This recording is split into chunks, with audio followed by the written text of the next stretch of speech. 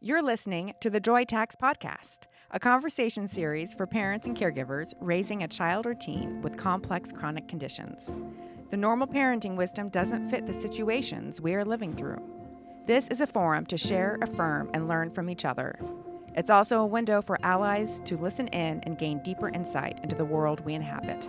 This podcast is not a substitute for medical guidance. We encourage you to always talk to your healthcare provider before making any medical decisions. Hi, I'm Mercedes, and welcome to the Joy Tax Podcast, a conversation series with parents and caregivers about raising medically complex kids with challenges such as dysautonomia, ME/CFS, long COVID, Lyme, mast cell activation syndrome, and other life-altering, often energy-limiting conditions that go underdiagnosed. I'm here today with Becky Diamond, who is an adjunct professor at NYU. She's also a blogger for Psychology Today, where I found some of her insightful articles. And she's a former war reporter, as well as a mom of a kid with long COVID. So welcome. Thank you. It is so good to be here. Oh, thank you. Can you just begin by telling me about what life was like before your son got sick? You know, it's funny. I've sort of adjusted to the fact that nothing is normal. And I think I used to think that normal meant something. And I guess it was that I was used to a certain way of life and that I took a lot of things for granted, simple things for granted, that my child would go to school. I just took that for granted before my son Marty got sick. And so I look back and I realize how limited my thinking was and how wrong a lot of my core assumptions were about mental health, physical health, biology, and especially parenting. Especially parenting. Can you tell me about what some of those core assumptions were? Well, first I thought that great moms raise great kids. And they do. They do. I mean, I have no doubt you are a great mom, and I have no doubt I'm a great mom, and our kids are great. And they're different. So I think that's the difference, is that I assumed that parenting was transactional, that because I would direct my child a certain way, and we have certain values in our home, such as education. I think the school issue is a good one, that he would go to school. And when he got sick and went undiagnosed the first time for 5 years, and then the second time when I was smarter, he only went undiagnosed for 2 years. So I'm learning. It challenged my core assumptions about parenting. And I realized at first I did not feel like a successful mom because my kid wasn't going to school and I was getting all messaging that I should be doing better and my best was not good enough. And now I realize, actually, a friend said to me, "You're the best mom I know."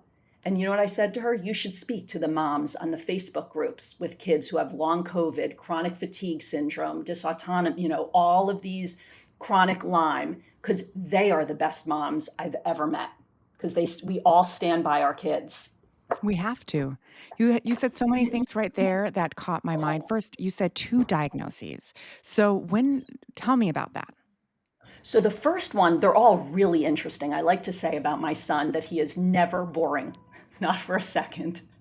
So he was typical. I don't use the word normal anymore. He was a typical child, quick to smile. He was easy. He's my only one, so that's all I knew. And there were no delays. He was really verbal. He had a good sense of humor. He ran to school. So I got the reinforcement at the time was what a great mom I was. He had such a great personality. He loved school. He had the right mindset. I heard a lot of the verb want. Marty really wants to learn. So there's an association of intention, and that's true.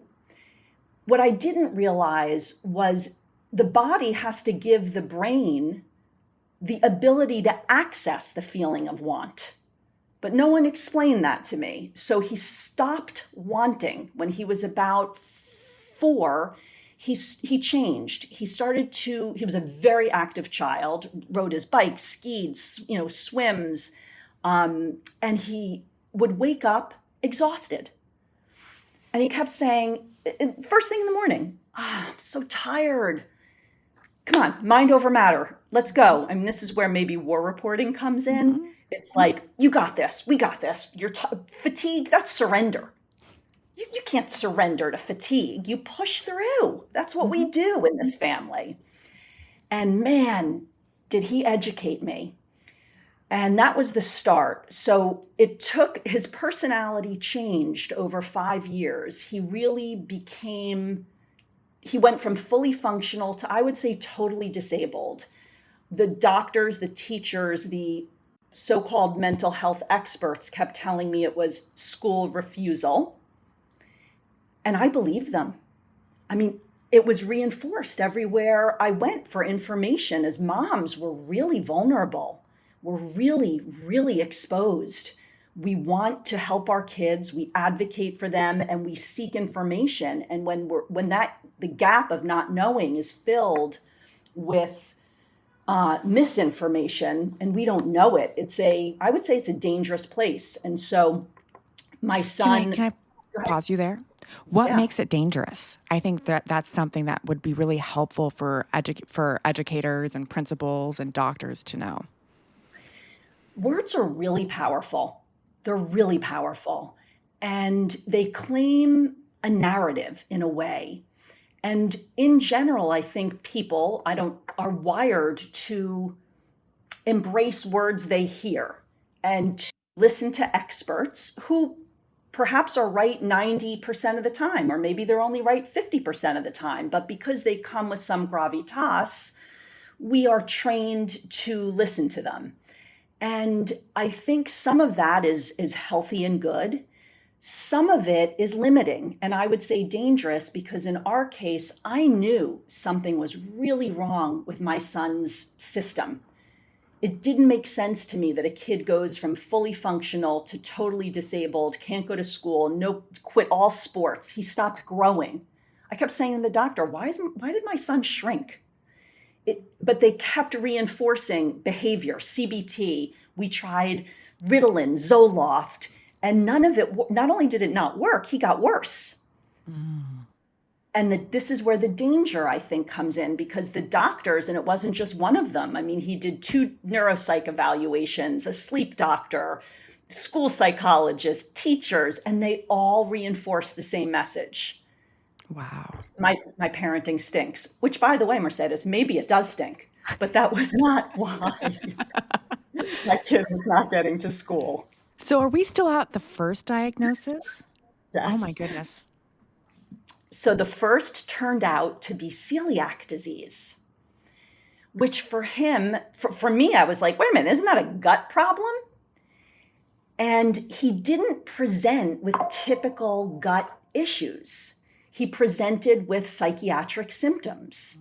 And pediatricians, psychiatrists, the frontline physicians who treat mental health conditions they're in their silos. They're not looking for a gut disorder to affect the brain.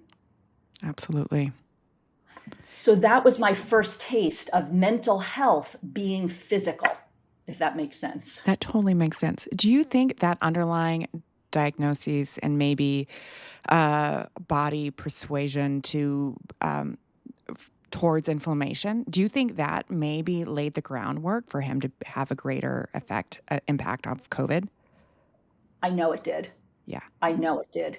He had inflammatory markers that were higher than LabCorp can measure. Wow. And when I asked my own internist, I said, oh, his TTG was above 250. She went silent. And she said, what? I said it again. She said, all of her years of practice, she's never had a patient, she's 55, in her mid 50s, with inflammatory markers from celiac that were that high. Wow. And she said it must have been undiagnosed for many years. So we believe it was undiagnosed for 5 to 6 years. And it did change his system. It created a 5 alarm fire in his Hmm. body that then trained his immune cells to be overly reactive. Hmm. And then the second diagnosis came in, which was after he went gluten free and had recovered. Then he got COVID and strep at the same time, and that was that. I'm smiling to myself. It's not funny because COVID and strep are part of our tale as well. And I mean, I really feel like this one really bad strep infection just pushed things over the edge. Throw in some Yes, COVID.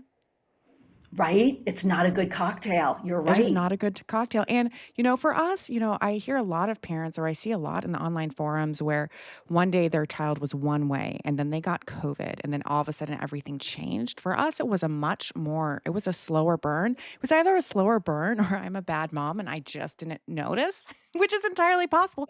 But I was kind of like you. I thought, well, certainly we can make going to school. I remember calling it the walk of shame. It felt when I was coming back in to pick up my kid again and leaving again. And, the nurse would shrug her shoulders. I tried to engage the principal, and nobody really knew what to do with us. How often did you hear the phrase, well, kids get sick a lot? Did that ever come up? A lot. Kids get sick a lot. I heard a lot of school refusal, which really I think the vocabulary is abusive to moms like us. It's abusive because refusal implies a child's making a choice. Hmm. And I use the example of Simone Biles in the Olympics, the when she had to pull out, she didn't have beam routine refusal. She couldn't participate because her shifted. Yeah. Something changed in her brain, and she could no longer tell where she was in space, and she knew it would be unsafe to do the Hmm. routine. Her body would not allow her to perform or to participate. And while the issues are obviously very different, my son's inability, his body's inability to produce power or energy prevented him from getting to school. But no one thinks that way. No Oh. one. They think, right. Can So I it ask puts parents what at does his day to day life look like now? So I consider him lucky. I really consider him lucky. This is a child who missed probably 2 years of elementary school and then all of middle school until this year. So he missed sixth and seventh grades. And he is one lucky kid because we found a researcher clinician, an immunologist who focuses on chronic fatigue syndrome. And she saw right away what was happening to him. She did think it was long COVID. He was diagnosed with long COVID. And he was also diagnosed with chronic Lyme disease that went untreated, had gone untreated. And she said right away she thinks he has a condition called PANS, which is basically the brain, for lack of a sort of swelling, neuroinflammation after a virus. Kids sometimes get it after strep throat, and it results in some behavioral changes. For my son, he didn't have tics or OCD, but he had intense fatigue and would become really, really irritable. And he's not an irritable type of kid, so you Hmm. sort of saw it was jarring. And she suggested antibiotics that worked, but it didn't work well enough, and then some supplements that worked, but he was still not close to baseline. We were homeschooling, and she said he's got to start IVIG, which are infusions of immunoglobulins, and that's saved his life. Wow. Correlates, yeah. So now he's back in school, half days, but he's in Hmm. school. He goes every day. Not doing Wow. homework yet, but we're moving in the right direction. That's excellent.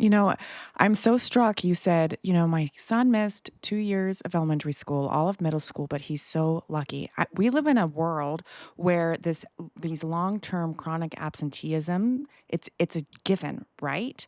I think for other parents who aren't in this world, or for school administrators or pediatricians, that seems just unheard of. But for us, that was the thing that we had to do to protect our children so that they could get back to protect their energy, to get them to a baseline where they could go back to school. And it's interesting to pick up, you're absolutely correct. It's so insightful. And to piggyback on that, My son, I fought very hard. He has an IEP, and the school is, obliged to accommodate him, and they do, but they look at his recovery as if it's a light switch. Mm. Okay, oh, he's recovered now. It's just you push the light switch, so now he should. I no Mm. longer use the word should, but they say he should be in school full time. He looks good. Mm. He's very verbal. He looks good. Oh, he's good, and he's charming. So there are a lot of shoulds, and I keep reminding them his recovery is a dimmer. We have to move slowly. He's like an injured athlete who needs to return to the game in a very thoughtful, slow-paced manner. We can't rush his recovery because he gets this post-exertional malaise and he still has a lot of brain fog. He is not functioning. I mean, he is not at baseline. I'd say What is, he's 60-70% of baseline. what does 60. post-exertional malaise look like for him? Because it looks a little different for each kid. Mine crashes. He comes home after 3 hours of school. So this is interesting. The school, he doesn't think he's in school for enough hours. Okay. So they want to add a tutor after school because he's missing science and English. And that's a shame. I'm a writer. I don't want him to Mm-hmm. miss English. By the way, I'm a teacher. I mean, I value education. So this isn't a choice we're making lightly. It's not a choice, it's a Mm-hmm. necessity. And they want him to have a tutor. When he gets home at 3 o'clock, his face is pale, Mm. his eyes are drooping, he's slouched over.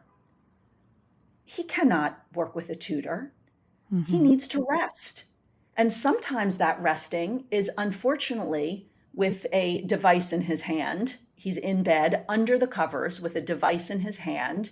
So another parent would look at that and say, oh my gosh, you can't let him watch screens instead of homework or sports or tutoring. Actually, and I hate that I'm saying this, and I know it's true for my son. He needs a very passive activity. And we're avid readers in our home, but even reading doesn't work for him after school. He needs like an hour of just the most passive activity that one can have. So that's what it looks like. And it's frustrating and it's painful. I find it painful. Before we went through all this, I policed devices very closely, and I'm still pay attention to what my kids are doing on them. But I remember after my daughter Evelyn was hospitalized, that I needed Oh, to get her an iPad. That I needed to get her something that she could passively engage in. And I had to tear down, because I'm an educator too. I'm a teacher. I work at a library, and I value words and language so much, but I realized my kid needed something that she could just do mindlessly, whether it was a coloring app. She loved those. She loved this game called Stardew Valley, where you plant things and you build this little society. And she would say to me, yeah. Mom, I can't wait till one day I'm well enough that I can plant things for myself. And it both Oh, broke my heart. And she'd followed up with, but when I play this game, I feel like I'm doing something. I also think, does your daughter play any games that are social? Because my son was playing, some Minecraft, some other video games that, listen, I would prefer that he play on the school soccer team and that he do his homework, and a million other things are more preferable. But he is getting some social outlets and experiences online also. It's not, I prefer IRL, but it Mm-hmm. is something. No, it's really important. My daughter doesn't play those kinds of games, but she does do, when she's well enough, activities on Outschool where it's a writing club where they'll write together, but there's no output goal or anything like that. Right, I right. you were talking about half day school and how successful that's being for you right now. And my daughter is also going 3 days a week part time, and it's going so well that part of me wants to go, well, could we do more? And then I go, well, wait, she hasn't been in school in a year and a half, right? This is like my son, and this is the hardest part, I think, is just what you tapped into. It's so humbling. There's no guidebook. There's no And I guidebook. want no, and I want someone to tell me, but when I turn to some of the experts, the educators, the mental health professionals in general, they're moving too quickly. Hmm. They're not meeting my son where he is. The Because they don't. immunologist, yeah, They don't understand the risk of going backward. They don't know how deep it can go. And we're in some of the same online communities, and we are aware that some children aren't getting out of bed for years at a time. Some children aren't making it to college. So, there are these really dark spaces that we're trying to deliver our children from, and there's no guarantee. And we don't get to know when they've recovered. I think we will know in retrospect when we look back, but we don't get to know in the moment. correct. And we were working with a psychiatrist. She's a researcher who specializes in Lyme disease, and she was treating my son for Lyme and two other tick infections. And she jumped on a call for the IEP, for an IEP meeting. And the school physician was on the call, and the school physician was really pushing for my son to go full time back to school. And the doctor interrupted her and said, I don't think you're understanding the medical issues here. And the doctor said 50% of her patient population, pediatric patient population, is not able to go to school at all. Mm. And I think, we as parents of kids who have these very complex and misunderstood conditions, we feel so alone at times because it feels like, well, no one else has this problem. But to your point, when I go online on the Facebook groups and the social media groups, I do feel very supported. And I feel, I don't know what lucky means, but listen, it could always be worse, it could always be better. Mhm. And you count the blessings you have. And I've been in that dark place where my child could not go to school at all. And there's nothing more crushing because it feels like their future, their whole future is at stake, in third Mhm. grade and fourth grade. It's really, it can be dark. And so it helps to know, you're not alone. There's so Mhm. many moms like us sharing this journey. And it's so sad to watch our children lose their childhood, and that's what I think that the pediatricians and these I keep calling out pediatricians, and I don't mean to, but there is a They're, my experience is they're well intentioned and they are not curious and overly limited. But I wonder, do you think, when I ask our local doctors if there's other children like Evelyn, I'm told often that basically Evelyn's a unicorn, that these other kids aren't out there. But then when I'm in the grocery store, just the other day, a mom came up to me asking me about mast cell activation syndrome and her child. And another mom in town was asking me about pandas. And another mom in town, I think her son probably has uh, MECFS from a head injury. And anyway, but I'm watching all of these different moms trying to find their way in, and I don't know if my child went through a period where she couldn't walk, which led to her hospitalization, and I don't know if I would have caught on so fast if she didn't have what she calls bricks, these heavy limbs that descend, and this brain fog where she can't speak. So I get worried all the time about the patient population that hasn't gotten bad enough yet. But you and I Right. know how bad it could get. So I guess my question to you, my long-winded question is, do you think that there are more people perhaps in Marty's school community that are facing this, but they just don't have the language for it yet? Has, absolutely, right? Marty and Evelyn are not unique. And it's interesting because doctors continuously tell me as well, he's so unusual. It's so unusual. That's what I hear a lot. And I don't think it is all that unusual. I see an increasing number of people in my own friend group, in my community, whose kids have, all of a sudden, they have Lyme disease. They had been so sick for years, but it was a mental health issue until Mhm. the doctors finally, you have to reach a tipping point. And it Mhm. takes years because they start, first of all, let's be realistic. Doctors are not trained to diagnose, or treat complex conditions that cross all these silos. That's Mhm. not how they're trained. Mhm. And so now we're asking them to sort of get outside of their comfort zone professionally and personally. And I think in general, pediatricians want a sort of, they want to see 1 + 1 = 2. And what I've encountered, and I wonder if you've had this experience, is my son's blood work, the general blood work, is usually great. Mhm. So the doctor will say, "Oh, everything's great. He looks great. The blood works great." Instead of saying, maybe there aren't tests yet that can indicate what's wrong with him because he's not great. Because then I said to the doctor, we brought my son to the pediatrician a month after he had COVID, and he couldn't move. He couldn't get out of bed. He lost 5 pounds in a month. Things were coming out all over. And I like drag him to the pediatrician's office. He couldn't control his body even in the pediatrician's office. The pediatrician said everything looks great because of the blood work. And I said to the pediatrician, "Oh, do you think long COVID is a choice?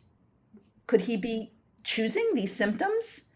They're not trained to think outside the box, and they're in general. And you have to find, in my experience, you have to find clinicians who are also researchers because they're on the Mm. cutting edge of what's really happening. Yeah. And, it's a good thing that we do have the internet and we do have these parent support groups and there are podcasts because I know that's how I mean, I began crowdsourcing what we needed to do next. And I live in Alaska. And so my options here are very limited. And the next thing I knew, I was flying my kid, all over the country to try to get the diagnostics. And I took her to what would be, I won't name it, I won't call them out here, but I took her to some pretty prestigious places. And they were ultimately wound up to be information gathering sessions. They were expeditious ways to get a lot of information gathered. But the advice that I was given terrified me. The advice did not, What was it? basically, that I should put my daughter back in school.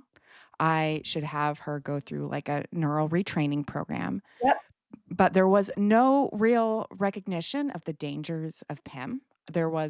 We did have a doctor go over all of her medication list with us, which was helpful, and all of her supplements because these kids take so much, and that was helpful to talk about potential interactions. And nobody had done that with us before. But the piece that I really did not feel that anybody understood is what you're speaking to is that I wanted my kid at school. I wanted her to be at school. I wanted her to be able to engage socially, but you can't, or I don't want to say you're killing them, but it's almost Yeah, sometimes you're when the crushing them fatigue and you're hurting their progress. You're taking away from their future progress. for moms who haven't seen it before or moms who are questioning if their kid has it, what does that bone crushing fatigue look like?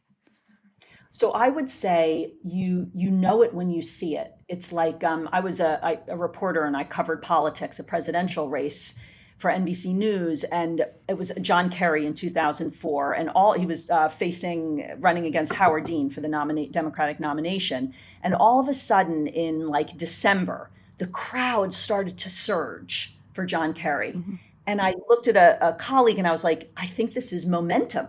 mhm, And he's like, you know it when you see it. It's mhm, momentum. And that stuck with me because I think about it with chronic fatigue because, first of all, society has these very strongly held core assumptions about energy that are completely wrong. And I had them too. I shared them too. This sort of put mind over matter idea, dig deeper, fight harder, push more. And of course, at some points, that's entirely possible and good and necessary. But when your child has chronic fatigue syndrome, you see how impossible it is. And it looks like someone who is minus the fever, that sick, like when you're in bed with a fever and you just, no amount of motivation when your fever is 103 is getting you out of bed. mhm, That's what it to me feels like. And there's just a core resistance, a physical disability, inability to move. mhm, And, I've thought a lot about human nature and biology and genetics. And we're apes. Human beings, we're apes, we're primates, we're animals. We have evolved to thrive in the world, to be successful, to be active. So if we saw two apes in the savannah, where in their environment, and one juvenile ape is lying down on the ground and five of his friends are playing, what would we think about the ape lying down on the ground? I mean, I wouldn't think that the ape is making choices. I would immediately say, he must be sick. Especially if they're a mammal, we have an immediate empathetic response. And yet, that's the very thing that these kids have been deprived of, that these moms have been deprived of. You've talked about how being a mom with long COVID is harder than being a war reporter. Can you tell me more about that? Well, I think one of the experiences that I have been just has shook me to my core, raising a kid with long COVID, with chronic fatigue, with PANS, with chronic Lyme, is how alone I feel and how shamed. I don't feel shamed, but I get shamed. Mhm. And when I think about war reporting, and one thing you see continuously in war zones, you see people at their worst. You also see people at their best. And as both a war reporter and as someone, as I experience people in war zones, what keeps people going is community, Mm. is helping each other. People are so brave in war zones, citizens, everyday people, could be soldiers too. There's a lot of bravery of people helping each other, of risking their own lives to help someone else. And in war, war reporters do it too. We help each other. And that is not what I experienced on the front lines of this battle. I Mhm. experienced, it was like arrows were coming at me, when what I needed was someone else, another mom, to have my back. Mhm. Instead of saying, I was trying to make sense of my son's fatigue years ago. Oh, he's always so tired. Wow. What? And I had so many moms. Well, my kids are tired too, but they just push through. I make sure they push through. And Yeah, that you're kind of, reminding me of, I took my daughter ice skating last winter, and it was indoor ice rink, and I was so excited. She had been in bed for a couple months, and we were doing this thing, and maybe it was gonna last 30 minutes, and a mom said to me, "What? You're gonna take your kid home early? I'm gonna make my kid stay for the whole time." And I right? and I just thought, "Well, actually, we get to be relieved of that burden, right?" That is really interesting. So I want some of the upside. I was going to tell you earlier, you live in Alaska and you are encountering challenges in services. I live in New York City, Mm. and we have some of the so-called best doctors, best hospitals. I bet your care was as good, if not better than mine for your kids. So it's universal. And I think that this idea of trying to keep up with the Joneses all the Mm. time, right? So we're always our kids. It's like it's never enough in general with Mhm. parenting. It's never enough. Your kid is not working hard enough, playing enough. Was he on a travel team? Is he or she the star of the travel team?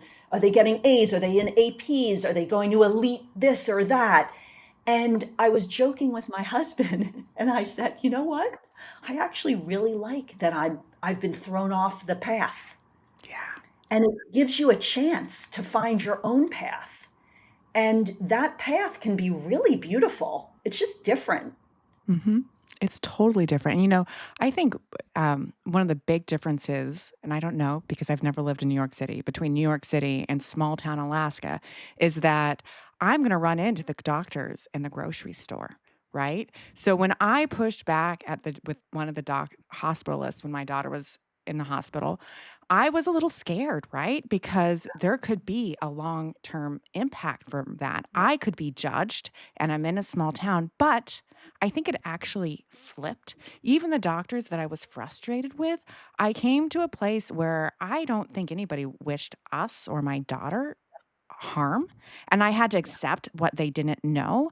I also discovered that, I've lived in this town off and on my whole life, and that became its own protective factor because nobody really thought I went from being I was involved in all these different community public activities, and all of a sudden I had to shut them down. But nobody Yeah. thought that I was harming my child. We observe Right. in these online communities kids and families who are dealing with social services and I people know. coming to their door and parents being accused True, like of truancy. I know. yes, yes, It's heartbreaking, it is heartbreaking. heartbreaking. And I do think, listen, even in a city like New York, you have small communities, Mhm. and you do find people who support you. I also think that the process of acceptance, of the idea of sort of radical acceptance, is really powerful and liberating. Have you felt, because I share your journey of learning to accept someone else's limitations, not, the doctors and the mental health professionals and the educators, they're well intentioned. They're just limited in their education, their experience. And I went from being very angry at them to kind of finding it comical and accepting them, I think which I think is a healthier place. I think I'm there. I've also had to learn to let people learn to do it differently, to let them grow and change. So the doctors or the school administrators that I was initially frustrated with, I feel like things are different now. For example, when school started this year, I went in and I had made a PowerPoint presentation with my daughter about post-exertional malaise, and the principal watched it, the teacher watched it, the nurse watched it. I shared with the nurse a training from the National Association of School Nurses, and she took it. And I made very clear that my goal for my child was basically socialization and some writing and math thrown in. And they haven't brought her homework. They haven't sent home homework very often. And they have reached out and asked me, "Are we doing it right?" And I have been so astounded. And she even had this episode where we call it her legs go offline. The bricks showed up at recess and Yeah. they responded appropriately. And then they called me afterward and said, "Did we do it right? What can we do better next time?" And I guess I'm saying is I had to be open that things could be different. And clearly, you educated them. And what I'm learning too in this journey is that if I'm angry, and I am angry, but if I interact from a defensive position and sort of let my anger lead, no one listens to me. Mhm. And I bet that you put yourself in a situation where you weren't, I don't know if aggressive is the right word, you were seeking to understand someone else and you're meeting that person where he or she is. Mhm. And I think that approach can work. And I share your overall experience this year in school. I sort of my husband, I can be a little bit aggressive, and my husband calmed me down and got me in the right mindset. And I've tried to ask of others what I'm asking them to do for my son. So I'm asking educators to meet Marty not where they want him to be, Mm. but where he actually is. I had a teacher recently say to Marty, "Marty, you got to meet me halfway. You got to meet Mm. me halfway." And he said, "No, no, I can't. You have to meet me at the beginning." Oh. So I'm trying, and Marty's teaching me how to live Mhm. actually, and how to meet someone else with compassion, with empathy. And I think when we do that, not everyone can do it, but I've experienced also a lot of the same people that I dismissed and thought wouldn't learn, wouldn't help us, actually go out of their way to support Marty and our family. But it's hard. And I also want to be cognizant that there are abusive systems and people who are insistent and they're not going to get it. And I don't want parents to feel like they have to keep subjecting themselves. That's real too. Correct. I mean, listen, I have said this so many times and I write about it a lot because I feel like I have more PTSD from raising a kid with a misunderstood condition than I do having spent 10 years in and out of war zones. Yeah. That I do not have PTSD from that. I have been traumatized by the experience with Marty, and so I don't want to make light of it. It's really difficult and painful, and I do think that the system in general, the education system, the medical system, they're just not systems that are set up to support kids like ours, and it's abusive in a way. I think no one listens to the mom, which is something I don't understand because I have more information about my kid. I have a PhD on my kid. Mm-hmm. Why would I make up that he's imagining? I don't know. He's not a depressed kid. He didn't have anxiety before he had COVID and strep. So why does he have anxiety now? And not getting to school doesn't mean you have anxiety. It just means you're not well enough to get there. Maybe you have chronic fatigue. Maybe you have so much brain fog you can't do it. So I think trying to be present and accept some level of I don't know, trauma, but of pain and work through it is the only thing we can do for ourselves, right? We can't go back in time, but it is a system that can be abusive and like kind of soul crushing. You do, though, talk about other things that you can do for yourself. Can you talk about the trip that you took? So first I would say, again, I don't know what normal means, but I'm not a normal person. I have a very high risk tolerance, and I like to veer off, and I need it. Mm-hmm. And so I went from traveling to Iraq, Afghanistan, Southern Sudan, Gaza, Israel, to living on the Upper East Side of Manhattan, and then raising this kid with all these different health conditions. And I felt I had lost myself along the way, just in constantly fighting for my son and getting, we as moms, we get these PhDs in medical conditions. I barely passed biology in college, so Same. it takes me, and now I'm the expert. That takes a lot of, so you lose yourself a little bit in that. And I just felt really lost, really overwhelmed. My son was in a really tough place last year, being treated with antibiotics, still not getting better, not in school, just a lot of challenges.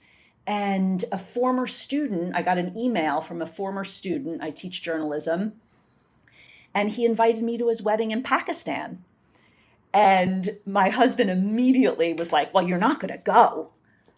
We're Jewish, and Israel had bombed Iran, Pakistan's neighbor. There's the war in Israel and Hamas and Gaza. And just it felt like the region could explode. And Mm-hmm. he said, the region could explode. Isn't it dangerous? And I said, probably a little. And I bought my ticket. So What did I it feel think, like to sit on the airplane and fly away? so I had 2 long-haul flights. And I have to tell you, I think I could have just taken those and had a vacation, right? Because there were no emails about missed school assignments or lab test results. I binge watched Slow Horses, and I slept, and no one could reach me. And the interesting part about it, I had a wonderful trip. I celebrated my former student's wedding and dressed in crazy Pakistani clothes and enjoyed insane hospitality and a beautiful country with gracious, beautiful people. And then I came home, and my son was really unwell when I got home. He was like worse. Mm. And I was better. We switched medications. He did not do well. And I remember he couldn't get to his tutoring that day. And usually I'm pushing him. And I said, you know what? Let's play hooky and go to the zoo, the Bronx Zoo. Mm. And he's like, really? I was like, yeah. And I remember at the lion enclosure, he held my hand and he said, Mom, you seem so much happier. He said, it's better for me when you don't worry about me so much. Mm. And I realized, listen, I can't go to Pakistan again. And not everyone, you have to pick what you're able to do, financially and physically and emotionally.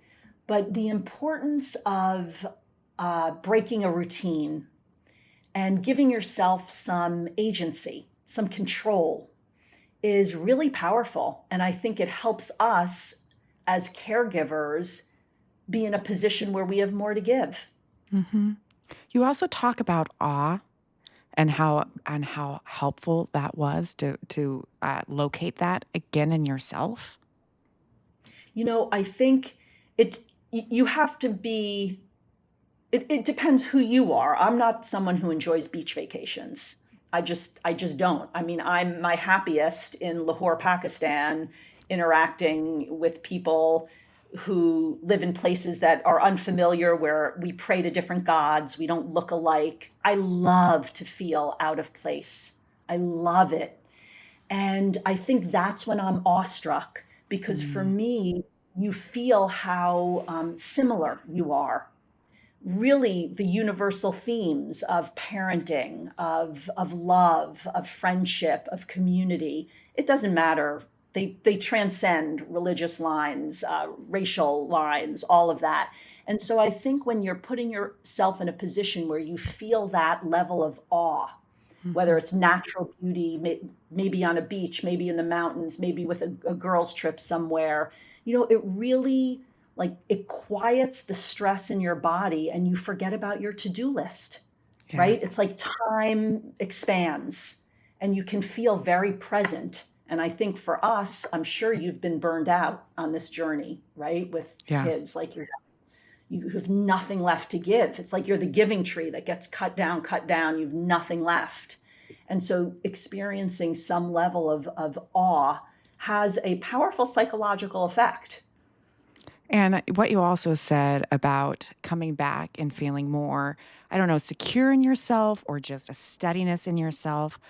I think that is so important however you get there, because whenever I'm able to manage my nervous system, I'm realize that my kid is better able to manage her crazy nervous system, but it's hard. Right. I mean, it's And like to put the oxygen on first, your own Mhm. oxygen, and then you can put your child's on.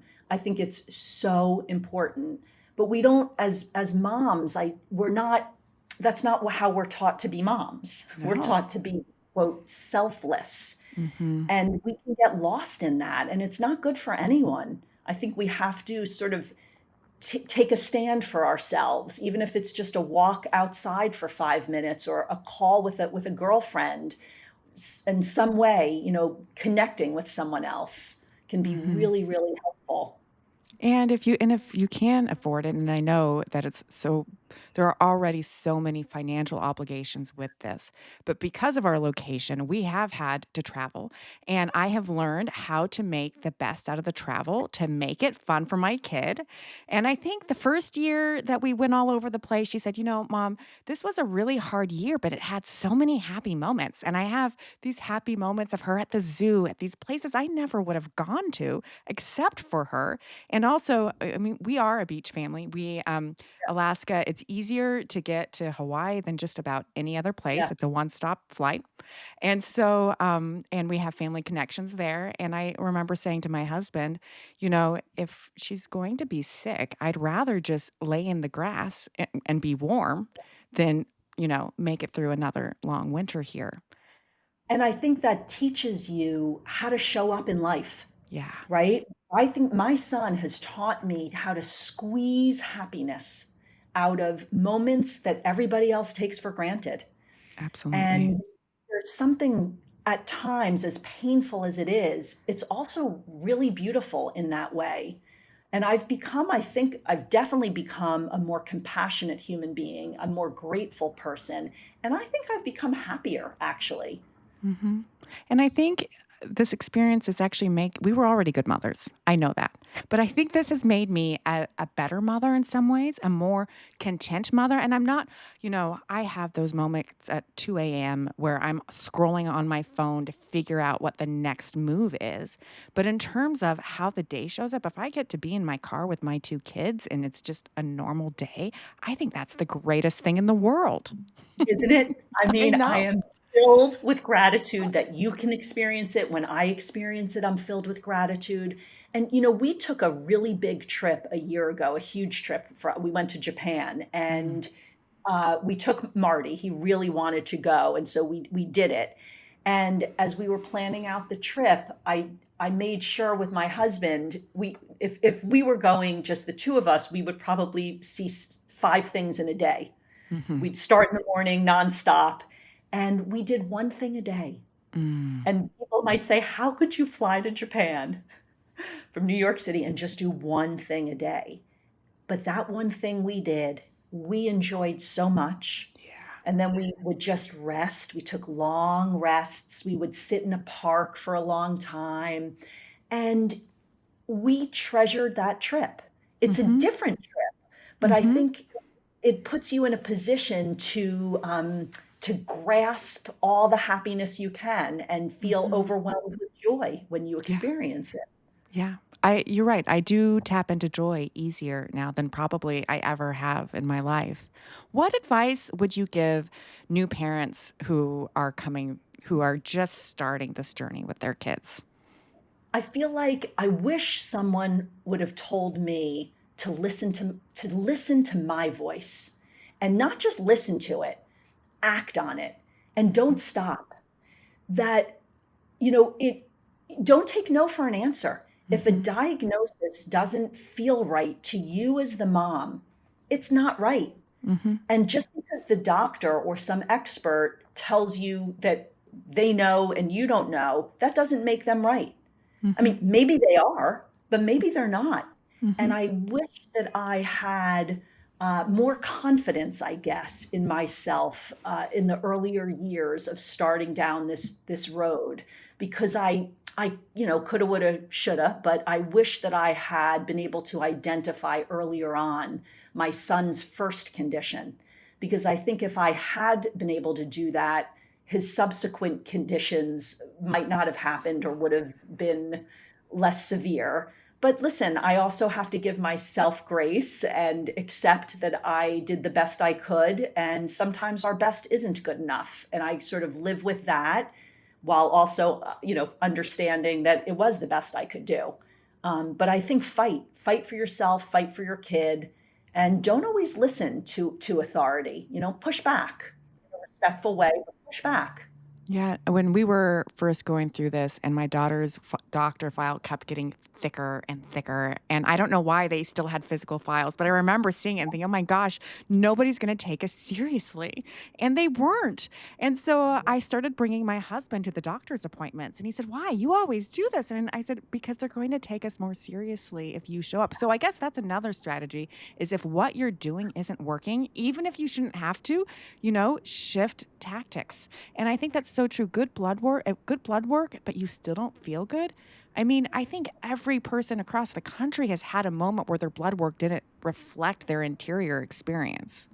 Correct. And I think I try now to use some humor Mm. when I'm interacting with the experts. I try to be less overtly aggressive, and I try to meet everyone where they are and fill in the gap with some knowledge, with some Mhm. clinical research. I'll come to a meeting with some studies, and I won't ask for an answer right away. I might say, could you read this and then get back to me? Mhm. So I'm trying, but it's tricky. And I think the other thing that I hope moms who are starting this journey will know is that they're not alone. They're not alone. Every mom struggles, first of all. Every mother, whether they admit it or not, they do, because it's raising any kid is hard on a good Mhm. day. And we don't have as many good days. And I wish I had understood that there are a lot of us out there, right? It took Mhm. a for us to connect. It took Mhm. Facebook groups, and how helpful would it have been 8 years ago if I had more support? So I hope moms know how to look for support, whether it's on Facebook or through other mom groups. But on the flip side, also, if you are listening and you do have a well child and this isn't your world, what do you need from those parents with well children who are we're still interfacing? How do they show us that they care? Show up for each other Mhm. without judgment, seek to understand, not to judge. And what we really need is I think 5 minutes of someone else's time, Mm. of just being present, of telling. What I would love is for someone, one of my friends of, more typical journeyed children, to just say, I'm walking with you. Mm. You're not alone. I am with you. I might not know your exact experience, but I know the experience of motherhood too and how Mhm. challenging it is. And I'm with you on this journey, and I have your back, and I'm holding your hand, and I'm showing up for you. That is 1,000% true. When we first started this journey 2 years ago, although I think it started before then, it was just, when we were realizing the journey we were on, I had a couple of friends who would just they have well children, and they would just text me and say, "Hey, you wanna go for a walk?" And I would always say, "Yes, I wanna go for a walk," even if though it was only 20 minutes, even though sometimes it made me sad because my child couldn't go for a walk, and there's some real guilt that happens that we have to navigate and figure out where to put because we still have regular energy needs. Um, Correct. but those friendships were really, really powerful. And it's really hard because parents, I have some friends who don't want to upset me, so they don't want to say good things about their kids because they don't want me to feel jealous. And I would say to that, I can envy or feel whichever is the nicer one, jealous or envy. That's okay. I'm so Mhm, happy for them. I share their joy, truly, mhm. and I mourn my own loss, and I want to experience their joy with them. Yeah, So let's just be real with each yeah. other. Let's not only share highlights, Mhm. right? Like the ongoing highlight reel that parents, moms typically give each other. Okay, let's share all of it. Yeah. And let's, embrace imperfection from each other and embrace imperfection from each other's children and, lower the stakes for everyone. What And are less 3 judgment. what are 3 things that are getting you through this next week? Um, I would say taking walks outside, lowering my own expectations. So my Marty is doing very well, and the school wants him to start homework, Mhm. and he's not ready, physically or emotionally. He's not ready, and I need to listen to my own voice and push back and tell myself it's okay if he doesn't do homework right now in Mhm. eighth grade. That's okay. So I'm going to give myself permission to be unpopular or do what I think is right, and I'm going to enjoy more red meat this week than I normally would because I just want to make myself feel good, and I love a good hamburger. Oh, same here. Oh, thank you so much for coming on today. Thank you for sharing your experiences, your expertise, and your heart. I think it will be so meaningful for other parents and stakeholders who care about these kids. Because I do think that people don't know that they need to care about these kids, but through every time we talk and every time we lift these kids up, it just raises the attention on them, and that's important. So thank you so much. Thank you so much for having me.